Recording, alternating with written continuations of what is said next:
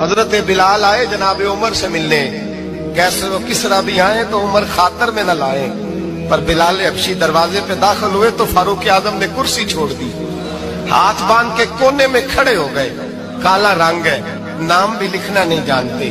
لوگ کہنے لگے عمر کون آ رہا ہے جس کے لیے تیرا اتنا استقبال ہے؟ حضرت عمر کہنے لگے چپ کر جاؤ، اس کی بات نہ کرنا، اسے آنے دو۔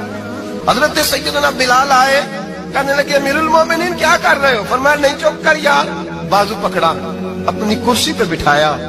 حضرت بلال کہنے لگے حضور میں غلام ہوں، مجھے تو طریقے بھی نہیں آتے ان کرسیوں پہ بیٹھنے کے، میں تو غریب ماں کا بیٹا، غلام باپ کی اولاد، یہ آپ کیا کر رہے ہیں؟ حضرت عمر کہنے لگے بلال تھا تو غلام ہی، پر جب سے مصطفیٰ کا غلام بنا ہے تو ہمارا امام بن گیا ہے، اب تو امام ہے رسول اللہ کی امت کا۔